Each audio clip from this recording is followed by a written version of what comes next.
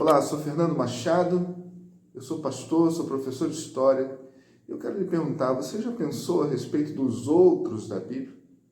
Já percebeu que há conexões entre muitos povos e o povo dito escolhido da Bíblia? Para pensar um pouco sobre isso, eu quero convidar André Daniel Reinke, autor do livro Os Outros da Bíblia.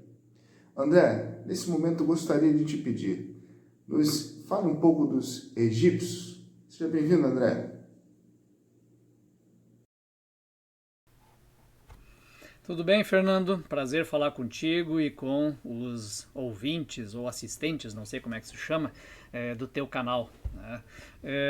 Sobre o Egito é um reino impressionante, ele é muito interessante e é um caso excepcional na antiguidade, né? Excepcional por quê?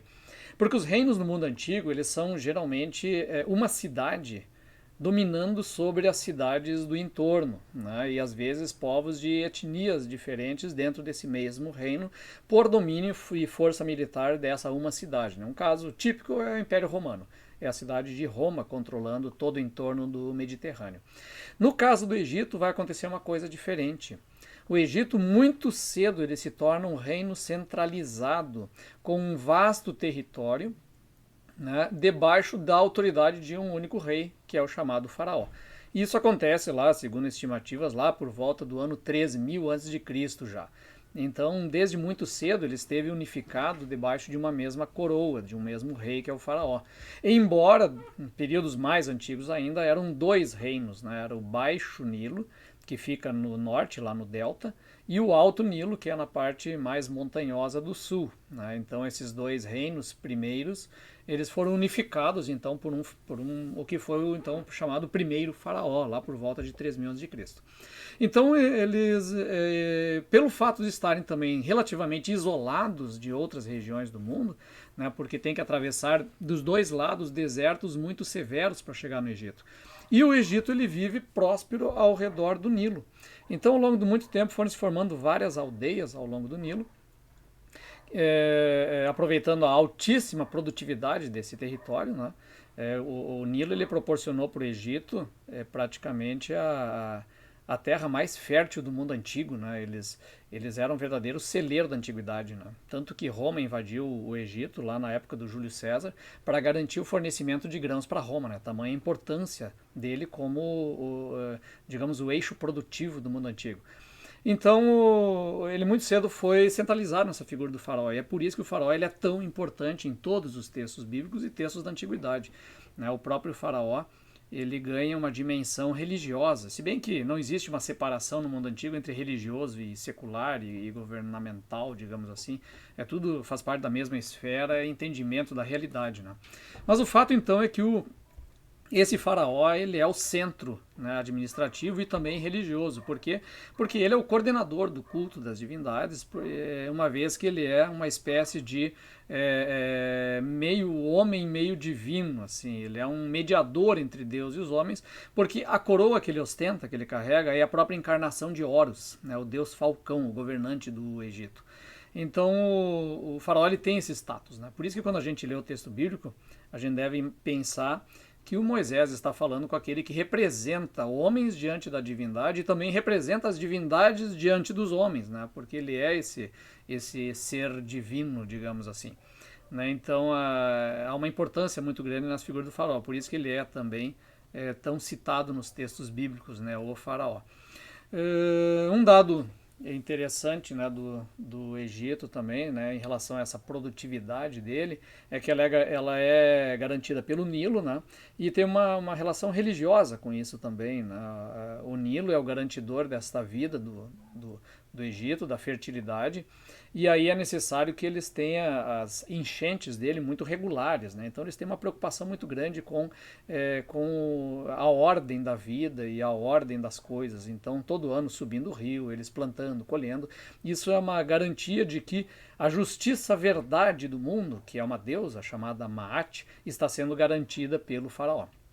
Isso fica uma curiosidade para nós, né? Até para entender como todas as pragas atacam justamente esse centro produtivo do Nilo, que é o garantidor da ordem e da vida do Nilo. Né? Então há um embate ali né, de Yahvé, do Deus bíblico, com os deuses do Egito e contra esta ordem estabelecida pelos deuses do Egito ali via Nilo. Né? As pragas começam do Nilo e depois quase todas são a decorrência dessa ordem do Nilo. Então é bem interessante ver a história de Moisés no embate com o Egito, na mais importante história de libertação da Bíblia, que é o Êxodo, né? Justamente porque o Egito ele é este local, né, de extrema riqueza, extrema produtividade.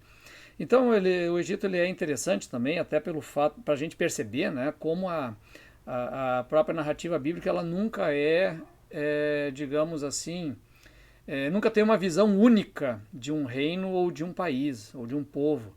É sempre dentro de uma certa ambiguidade. Não é uma questão de ambiguidade, mas é de tratar com a realidade das coisas. Não são nem totalmente demoníacos e nem totalmente benignos. Né? O Egito, por exemplo, se você observar no Gênesis, ele é o lugar de salvação. Ele é o lugar da vida, ele é o lugar em que vai se buscar alimento. É o lugar que Deus manda José para, então, garantir a sobrevivência de todo o Oriente. Né? Então, ali ele é um local de sabedoria, de sobrevivência e tal. E chega no Êxodo, você começa do Êxodo, ele é o lugar da escravidão. Esse lugar de riqueza que oprimiu este povo de Deus, que vai ser então liberto dele. Então a gente precisa sempre também prestar atenção nessas questões, né, da análise dos povos, não apenas de uma ótica, né, das várias óticas em que a própria Bíblia os apresenta e a realidade histórica que eles são. Então o Egito ele é essa grande potência da antiguidade, né, que é garantidor de alimento para boa parte do mundo, né, pela grande produção. E não apenas de alimento, mas também de sabedoria. Né? O Egito ele é famoso pela sabedoria da antiguidade, os grandes provérbios, os grandes textos de sabedoria, também a medicina extremamente avançada. Boa parte dos médicos da antiguidade são egípcios. Né? Então, existe uma relação muito interessante do mundo antigo com essa antiguidade e sabedoria do Egito. Né? O próprio Heródoto, né, quando fala do Egito, ele fala, olha, de quantos mil anos existe de história, enquanto a Grécia era muito recente ainda. Então eles olham o Egito com um certo deslumbramento de ver o tamanho dessa cultura. Né? E Israel ele opera dentro dessa milenar cultura e tem o início dessa sua história no meio deles. Por isso que é bem interessante a gente dar uma estudada. Claro que eu estou dando apenas alguns pitacos sobre essa história, sobre eles, né? Mas é apenas para a gente entender o tamanho e a seriedade deste reino africano lá do Egito. Então, como eu mencionei, a questão da sabedoria também, ela é bastante forte no Egito, com muitos provérbios, né?